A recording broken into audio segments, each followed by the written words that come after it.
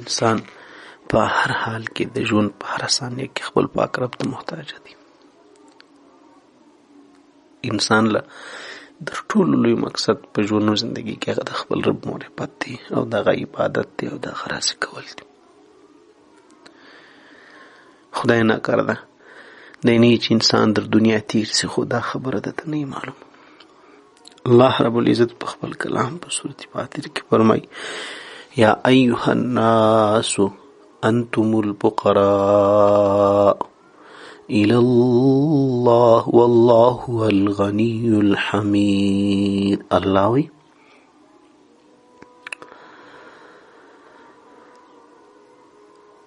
الله وی ای خلکو تاسو ټول الله ته محتاج یاست، فقیران یاست.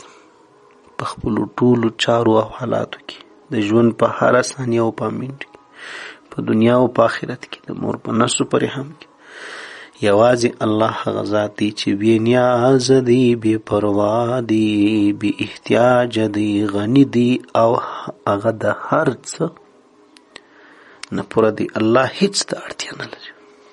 الله هیڅ چا ته محتاج نه دی، هیڅ شي ته محتاج نه دی. د قرآن کریم د دغه آیات شریف په تفسیر کې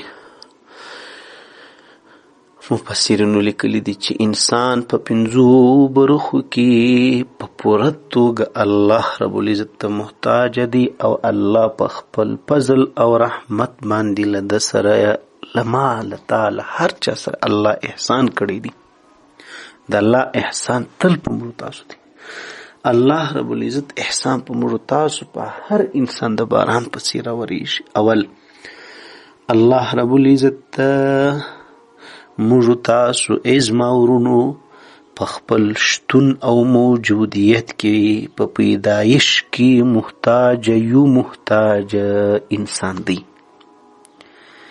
انسان په خپل ایجاد او پیدایش کې محتاج دی. الله رب العزت ته کچيري الله تعالی د انسان د پیدا کولو اراده نه وای کړې، الله دای نه غوښتلی چې موږ ته دې پیدا سوي نو موږ به هیڅ کله پیدا سوي نه وای او له نیسته څخه به موږ سته او شتون ته نه وای راغلي. دا د الله فضل و کرم و احسان دی چې دا موږ خدای پیدا کړو. قربان دا د الله رب العزت یو احتیاج دی چې موږ خپل پاک رب ته لرو. الله په خپل فضل کرم باندې په موږ دا احسان کړی دی چې نو الله پیدا کو. دویم په خپل مادي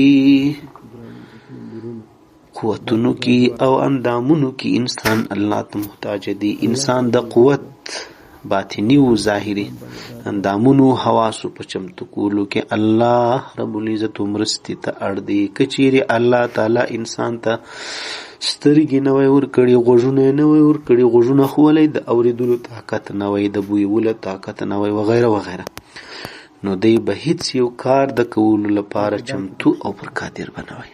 موږ بیا څه کولی شو؟ لاسونه په خپل انسان جوړولی شي ځان.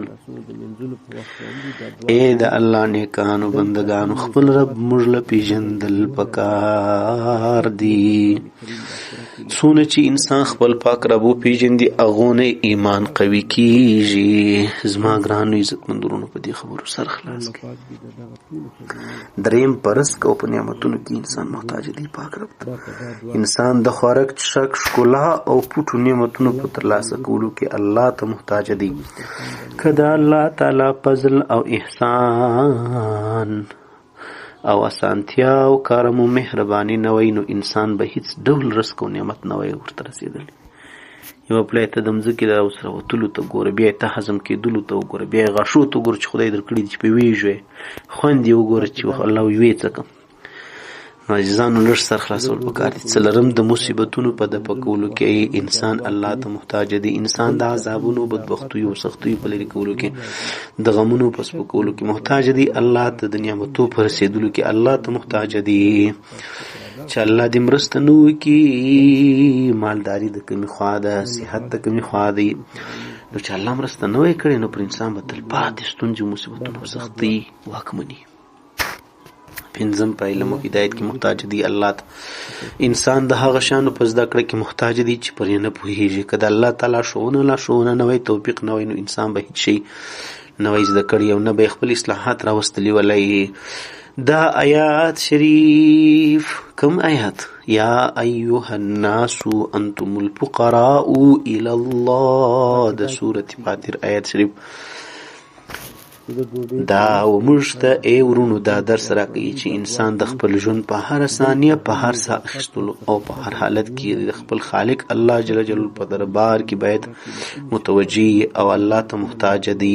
د دې احتیاج پیژندل انسان له کبر غفلت څخه ژغوري چې څونه انسان خپل پاک رب وپیژندي، هغونه مینه محبت په انسان کې زیاتېږي، هغونه د شکر ادا کولو شکر سوچ او فکر په انسان کې زیاته کېږي، هغونه عاجزي او خاکساري په انسان کې پیدا کېږي او انسان شکرګزار کېږي، روحیه او طاقت او باطني طاقتمن کېږي. الله دې موږ شکرګزاره بندګان کړي. عزیزانو موږ به د کوم نعمت شکر ادا کوو؟ تی دا وګورئ.